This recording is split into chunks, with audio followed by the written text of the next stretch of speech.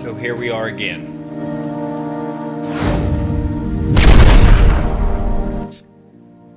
So let's go back.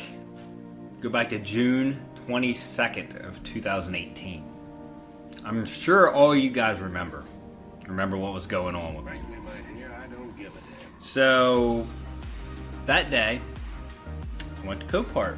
Wanted to go look at some cars. I walked in with my camera gear like I always do. Previous times, I've walked in, I said, do you mind if I record? Everybody in there was alright with it. The general manager is not always there. Sometimes he's there, sometimes he's not. I think he does multiple locations. Well, he was there this day. And I walked in and he's the perfect definition of bipolar, I'm going to say. Because he's been very nice to me before. And then he's been...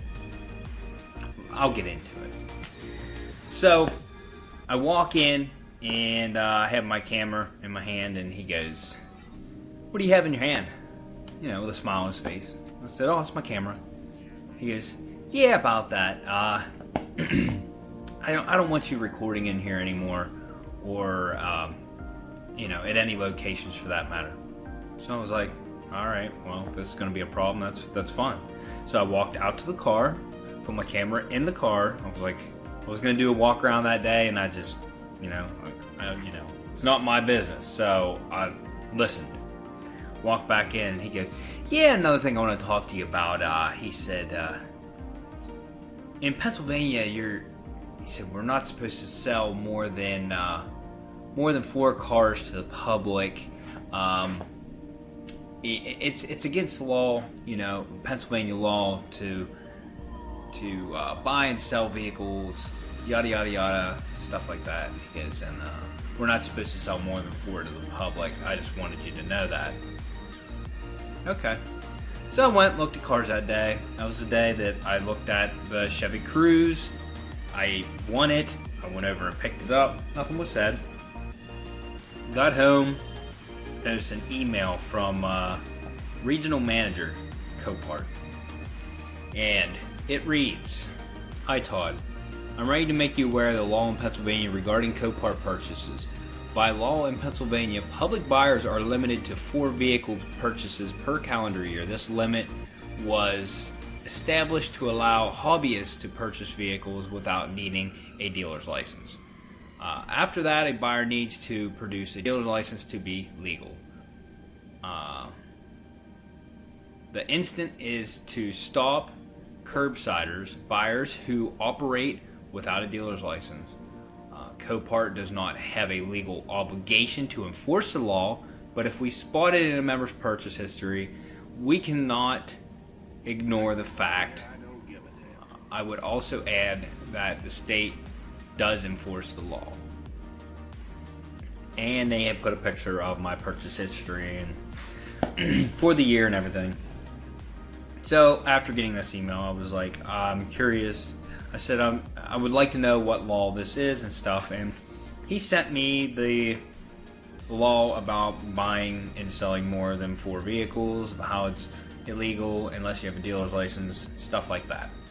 So they're assuming that I'm selling them. They are not the law, but this is their platform. So I didn't purchase any more vehicles that year. Ashley actually decided she wanted to help out, so she started purchasing vehicles. What are we doing? We talking about the drama. Yes. Yes. So I contacted the DMV and asked them about this. I said, is there a limit on how many salvage vehicles a public buyer can buy? And they told me there is no limit, that you can purchase as many vehicles as you want. Salvage titles. Salvage certificates, I should say. There's certificates here in Pennsylvania. What are you doing? I'm your wife. I'm allowed to do what I want. Okay. But Does that make you she's going to nervous? say that, yes. I moved the camera away from you. You're out of frame now. Today, of course, the Subaru was my 5th purchase this year. Didn't think anything of it. I haven't been buying from Chambersburg location.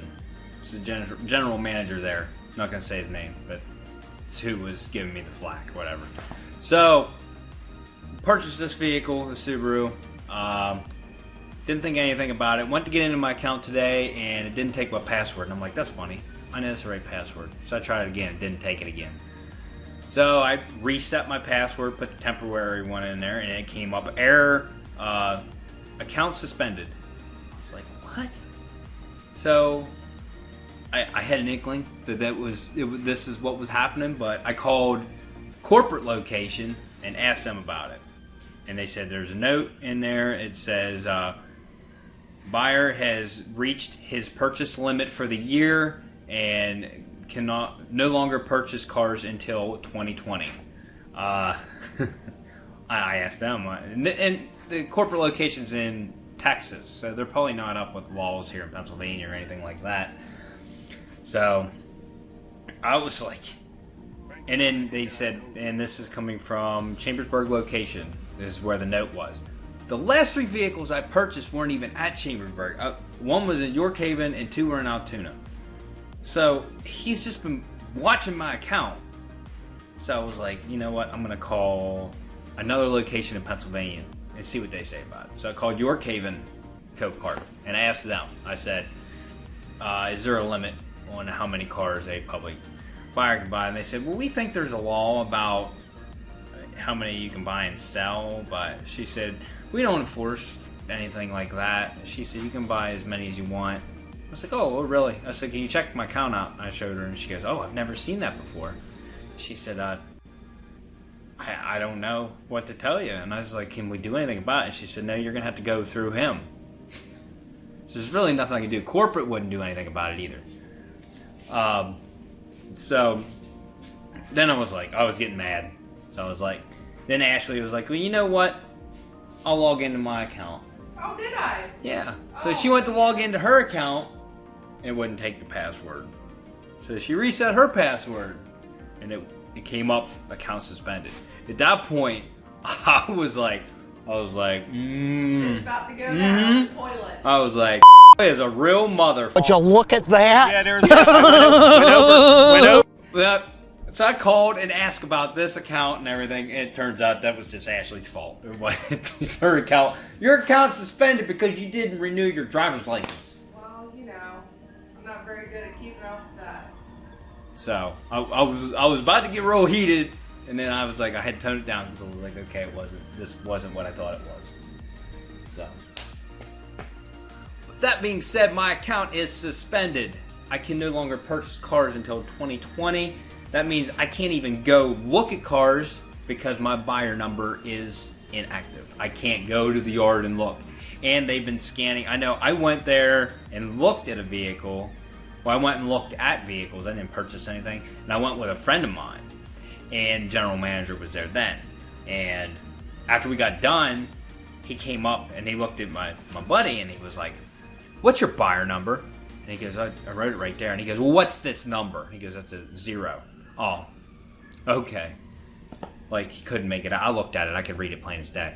And he's just, like, bipolar. He flipped out on me one time because I bought a car. It was a long time ago. I bought a Zion TC for a work car. And I was going to be there, like, right around the limit when they quit bringing cars out. So I called and asked if they could put it out for me because I was coming to get it.